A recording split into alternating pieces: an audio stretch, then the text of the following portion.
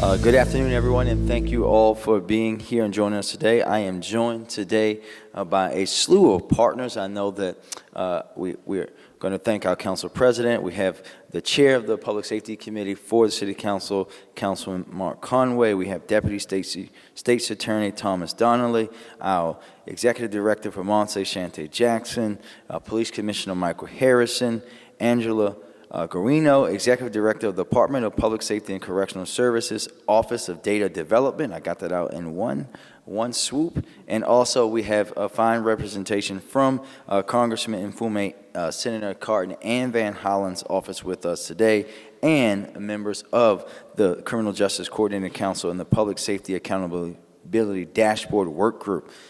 My administration and all of our partners in this work are committed to achieving the equitable and effective solutions to the issues that have impacted our city for generations, especially those around the health, safety, and well-being of Baltimoreans.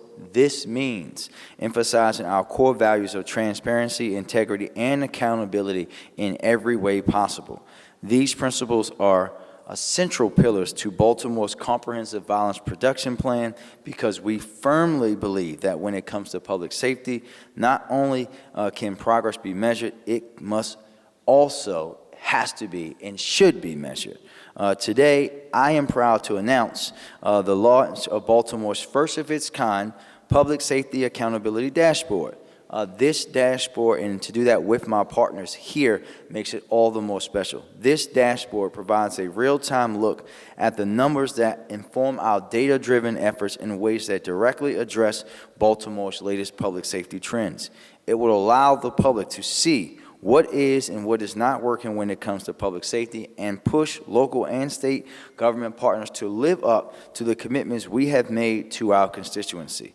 Data is a powerful public asset, and being good stewards of our data resources entails us seeking the most effective and transparent practices to ensure that this information is not only accurate, but is accessible to the public. Making Baltimore a leader in data-driven solutions is important, but upholding my commitment to transparency and accessibility in ways that also bring our government into the 21st century lies at the crux of what is now a tool available to all Baltimoreans invested in the public safety of our communities, in their communities. The Public Safety Accountability Dashboard will reflect on data from respective Baltimore City agencies on neighborhood demographics and victims of violence, criminal activity by neighborhood and police district, including arrests, Baltimore's Community Violence Intervention CVI ecosystem, including all 10 Safe Street sites, as well as hospital-based violence intervention program data, neighborhood policing plan pilot program data, and prosecution data from our partners at the Baltimore City State's Attorney's Office. And in the near future, we will incorporate additional information from other aspects of Baltimore's public safety infrastructure.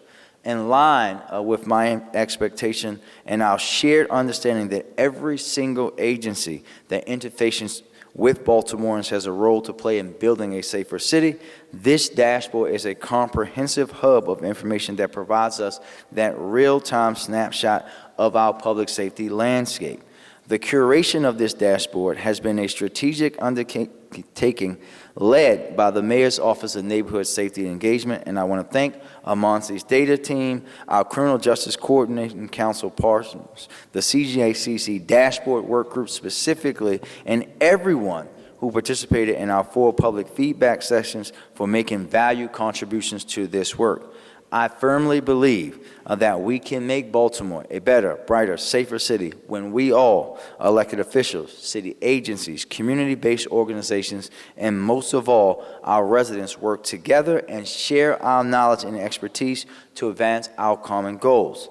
I want to say thank you again to all of our partners for remaining committed to this work each and every day. This was not an easy undertaking. I know the group got tired of me asking questions about why something wasn't on the dashboard, and we have to continue to push each other to make sure that we're being transparent. And now, with that, I will turn it over to our Monse Executive Director, Director Jackson, to talk a little bit more about what kind of information is available on the dashboard and what went into this work. Director? Thank you, sir. Thank you, sir. Good afternoon, folks.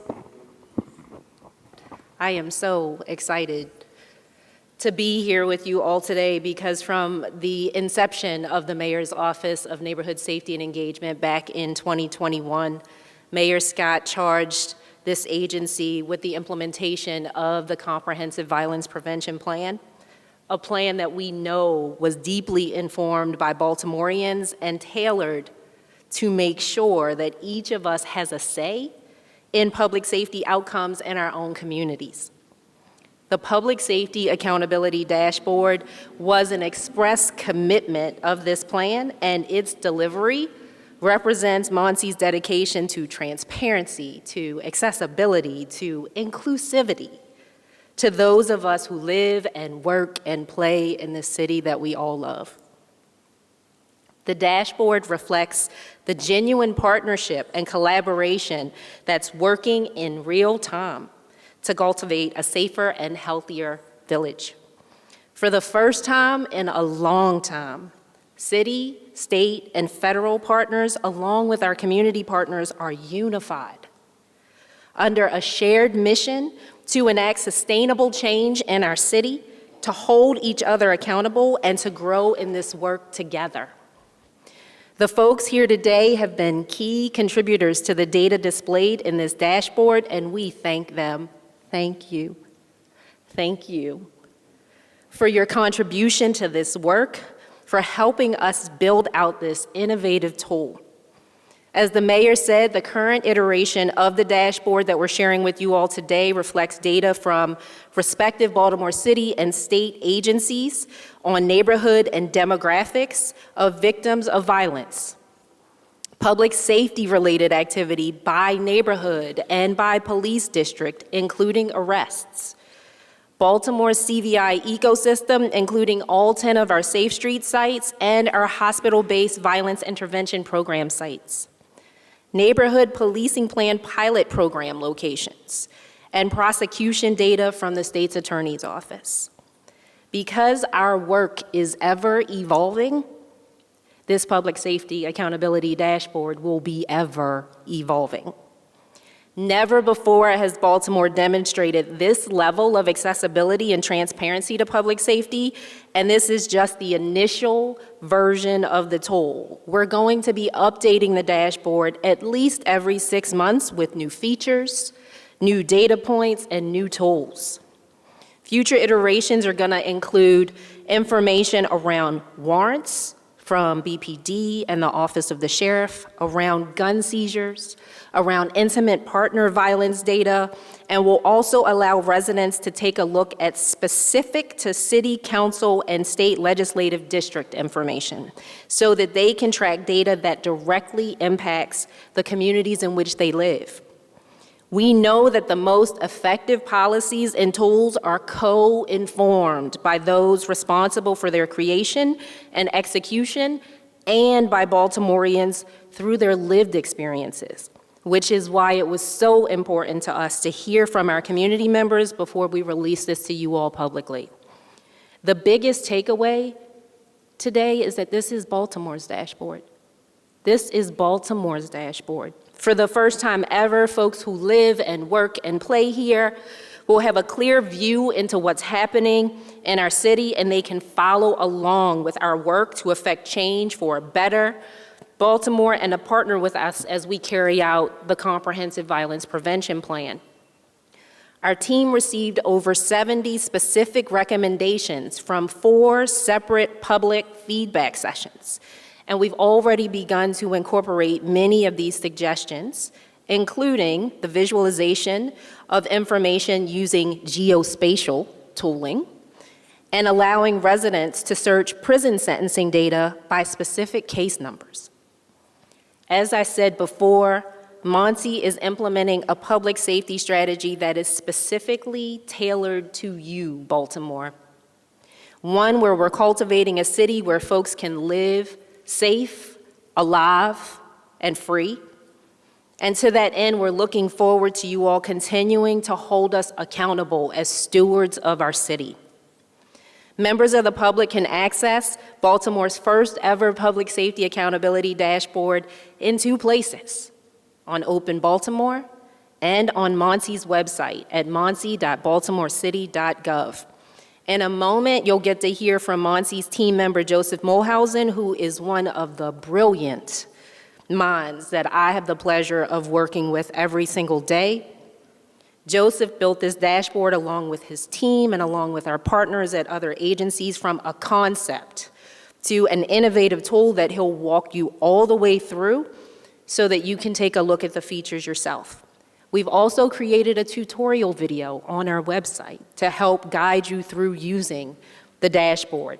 I encourage each of you to take advantage of this tool, and thank you for your partnership in building a Baltimore that we can all thrive in and be proud of. Let us know what you think. Offer suggestions. We want your help with the next version of the dashboard. I'll turn it over to the Commissioner.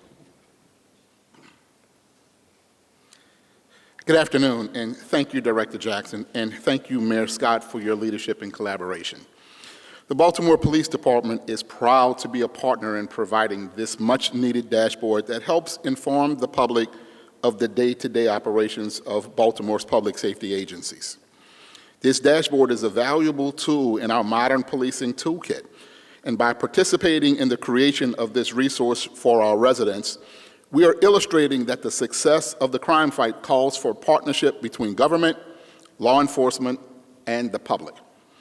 The Public Safety Accountability Dashboard not only ensures our continued commitment to the community to be both transparent and accountable, which go together always, because accountability without transparency is not accountability at all, but it also reinforces our data-driven approach to the crime fight and our partnerships.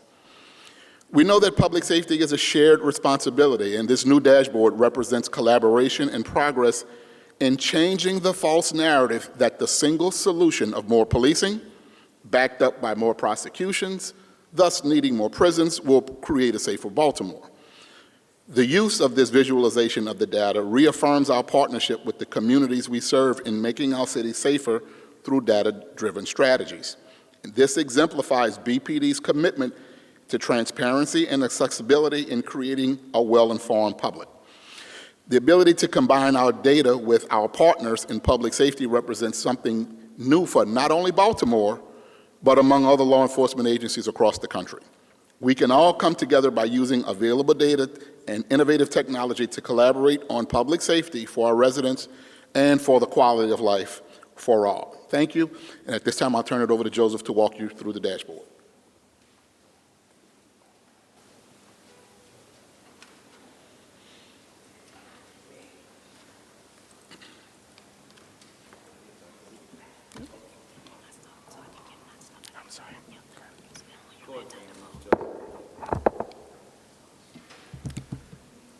All right.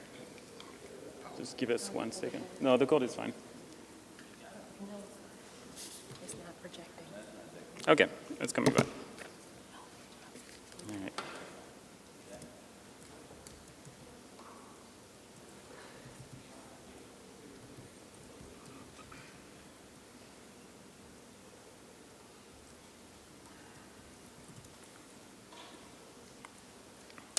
All right. So, hello, everyone. So I'm going to walk you through the Public Safety Accountability Dashboard, page by page. We have 6 pages, and we will then open it for questions from everyone. I'm going to turn it back over to the mayor for questions. The first page is the crime summary. It is meant to be an overview of crime in Baltimore City, with the main crime type at the top, homicides, violent crime and property crime, and then subcategories at the bottom. You may notice that not all categories are included, and this is based on the public review sessions as well as the CJCC feedback. These categories are categories that people wanted to see. On the left-hand side, you are able to view the data by different time ranges or geographical areas. So I'm not going to go through all functions, but I will show you a couple. For instance, you can look at past years, and the dashboard will update all crime types. You can also look at either by neighborhoods, and I will select downtown because this is where City Hall is, and view the data for downtown. Just give it 1 second. Or you can look at police districts. So that's for the first page. At the bottom, you can watch the video tutorial to help you with how to navigate the dashboard, and you can also look at crime definitions if you have any questions. I should mention that on the right, top right-hand corner, you have a date. This is when the data was last refreshed. This data is open data. It's pulled from Open Baltimore, and that is the last date available in the Open Baltimore Part 1 crime database. I'm going to move to page 2 now, crime map. Again, this is based on public feedback. The public wanted to have crime geographically located, and this is what you can view here. Again, on the left-hand side, you can slice by years, month, that was also a request, by geographical areas, but also by specific crime types. So if you're interested in robberies, you select robberies, and the only crime that will show on the map are robberies. If you hover over those crimes, you will see specific details about them. And above the map, you have the general crime categories. I can zoom in as well. You can view the street names. The location is anonymized at the block level, so you don't have the exact location of the crime. I'm going to move to the arrest table. Again, something that was discussed and requested by public review. Same tools on the left-hand side, and then you can view arrest charges by groups with different types of charges. These are not the Baltimore Police Department charges. They are grouped based on broader categories to make it easier to read. But if you would like to basically drill down, and you'll see that in the tutorial, you can drill down and see the actual arrest charges in that category. You can also click on a specific category and view that on the map and zoom in.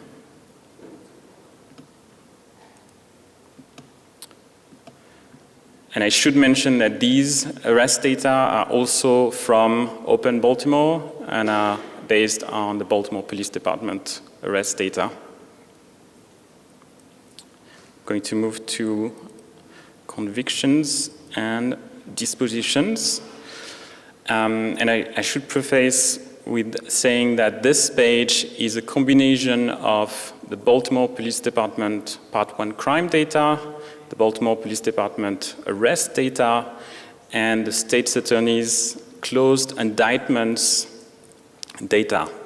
They are all linked through the case control number or incident number. That means that not all arrests that are linked to an indictment will be on this table. And similarly, it means that not all cases prosecuted by the State's Attorney will be in this table. This is basically a link between the different agencies in the city to give you a sense of what happens. So let me walk you through some of the visuals. We start with a crime. for instance, a homicide, and we look at what happened after that crime. So case dispositions, verdicts, but also guilty sentencing averages. Again, this data only includes data that are related between the Baltimore Police Department and the State's Attorney's Office. If you would like to know more about, for instance, sentencing averages, you can always drill down, I'm going to do that right now, and see the State's Attorney charges and the average sentencing related to that. If you would like to know more about specific cases related to those charges, you can click, and the list below will show you every case by the incident number, and you can view the incident number, the incident type, whether someone was arrested by the Baltimore Police Department. Again, they can be arrested by other police agencies. Arrest date, State's Attorney charges, court date, and finally sentencing, if any. If instead you would like to look at a specific case, we give you that option. So if you are someone who would like to know more about a case that happened in your neighborhood and you have the case number, or if you're a victim, you can type the case number in that table and see what the status of the case is. Currently, the dates for this data set are closed indictments from 2020, 2021, and 2022, and their related incidents in the BPD table. And finally, the last two pages, one about neighborhood demographics, to get a sense of who the crime happens to in a neighborhood. You can search by neighborhood, but you can also type in your address. Here I type the city hall address, and it will bring the statistics for the neighborhood that is at this address. And lastly, the community violence intervention ecosystem map with all the different projects and programs that provide prevention violence intervention services. So this is the end, and I'm going to hand the microphone back to Mr. Mayor.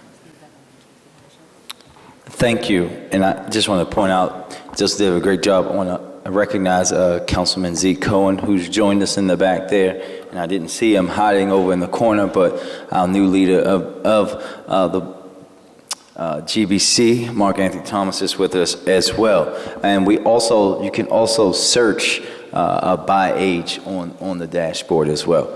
Questions, everybody? He beat you to it for just by a nanosecond. Mayor Scott, your administration's been very data-driven in the past few years, and data's been used for crime-fighting strategies in the past. How will this be used differently, if at all? Well, this is about being public with that data, and we've had the ability. It's actually ironic that we're having this conversation now. My first piece of legislation that I attempted to introduce across the hall was about forcing the Baltimore Police Department to share data. Kate will remember that. She was here and covered it many, now 12 years ago. We have evolved so much since then. We share a lot of data. We put that crime data out there. We consistently are pushing that. Our neighborhood leaders have access to it. They know how to go on BPD's website and search it and sort it by just their neighborhood. However, what we're talking about here is much broader and deeper than that, because what we know, we've heard time and time again, is what happens after that arrest. And now with this partnership, with us coming back together with the CJCC, with the State's Attorney's Office, corrections, everyone working together around this, we're now able to paint a much deeper and clearer picture for our residents. This is what this is about, and we are always going to use this to inform what happens on the street, what happens with our CVI ecosystem, but we want to be open and transparent in new, innovative ways, and that's what this is about. Yes, ma'am. Can you walk us through the CVI ecosystem map and show us what's data is for the Safe Streets program available? I'll let the director and the tech expert, I'm a tech expert too, but they don't want me touching the mouse today, so I'll let them walk you through that. So just coming back to the previous question, in addition to being able to partner with community members transparently post an act of violence or a crime being committed, being able to have conversations with folks around why we're introducing the preventative methods that we are in neighborhoods is also one of the key byproducts of this tool, right? It is very different for a community member to hear us speak at very high levels around public safety numbers than it is for them to look in their own neighborhood and the surrounding neighborhoods and us to say, we've seen X amount of intimate partner violence related initiatives, and so we're going to figure out how to partner around abuse intervention methodologies or more victim supports. And so this is meant to span the entire spectrum of that prevention, intervention, enforcement, rehabilitation, and reentry work, and can't overstate that enough. Coming back to the CVI ecosystem map, what I'll share with you is that the map that you see here is the map that's been present on Open Baltimore since April of 2022.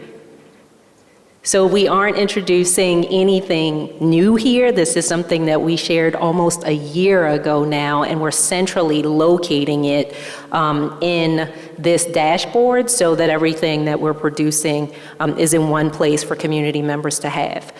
More specifically around the Safe Streets question, we will be having a discussion very publicly in the coming weeks with regard to our annual report on Safe Streets, but also the community violence intervention ecosystem as a whole. Mayor, I have a question. I know that a lot of cities have things like this, but I understand that your administration believes that Baltimore is the first city to actually have something this comprehensive and this that is live and searchable by the public. Can you explain a little bit more about that? Yeah, my brother and sister mayors would tell you that many of them don't have the relationships that we have with our other partners. And I think I can't say this enough to not just the council president, the councilman, the state's attorney, our governor, our federal partners. The reason we're able to talk about this and have this platform that goes a little further than you see in other places is because of the partnership. And that's truly because we have a group of people now who are dedicated to working together, right? Consistently working together. Not what we saw out of this group or body in the past, and you covered it for many years, is finger pointing about who's to blame and who didn't do this and who didn't do that. But what these dedicated group of folks decided to do was to put that aside and say, how can we come together to be better for the residents of Baltimore? And that's why we are able to achieve this. This is not something that I did alone. This is about a partnership with our key public safety stakeholders. Brittany?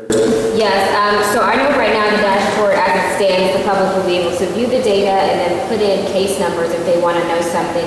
But in the future, is there talk about them being able to like leave comments or something of that nature? I'll leave that question for the director. Was just punting there to Joseph to see if he wanted to cover it. So as a part of the work that the mayor's charged us with associated with the neighborhood policing plan pilots that we've been running in the Western and the Southwestern District, tangential to this build, we've been building what we're calling a neighborhood dashboard or neighborhood stat. And so the 6-month release from now will also see an overlay of additional information that not only has criminal justice system information, but city agency level information around quality of life issues that impact neighborhoods and allows our residents to input information with regard to what they're experiencing so that we can use qualitative and quantitative data to make decisions associated with engagement. Anybody else? Go again. One last question. So is the hope that this is not only being transparent for the public, but for it to maybe minimize or prevent some of these violent incidents that we're having in neighborhoods? Well, I think what I would say, Brittany, is, as I always say, a more educated citizenry is a better citizenry. And when you know and people are able to, outside of their community groups and meetings, any average citizen can have access to this, and you know what's going on, that's also a call for folks to get involved, to work with their local Safe Streets office if they have one in their neighborhood, to work with their local police district to figure out how they want to get involved, to do what they do in my neighborhoods and others across the city, and organizing citizens on patrol and walks, right? This is what this data allows us to do, because this is about us working together in partnership. But when you know, then you're able to adjust and also get involved in that. That's our hand. Yes, ma'am. But is the hope that this will help prevent crime? Will police be able to use this? I think I'll say the question in a more simplified way. This data is coming from the police department. The police department, our Safe Streets workers, everyone that is working that you see here uses data each and every day to determine where we're going to be focused and how we're going to be operating.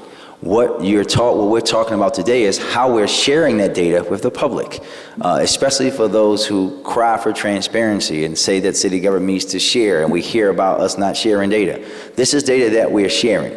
I might add, as the director said, a lot of it that we have shared for many years. The crime data has been on Open Baltimore for over a decade now, right? This is about us making sure that we're pushing that information out to our citizens and residents so that we can continue to build on what we see. As we stand here today with a 22% reduction in homicides and a 25% reduction in non-fatal shootings, we want to keep that going across the board here in Baltimore. Over 30% reduction in carjackings. That's what the hope is that this inspires all of us by seeing that data to get more involved, but most importantly to people to know what is going on in their neighborhoods. But also, the number one question that myself, I know the director gets it, I know the state's attorney gets it, I know the police commissioner, all our commanders get when you go to a community meeting, it isn't if the police department are making an arrest, it's what happens after.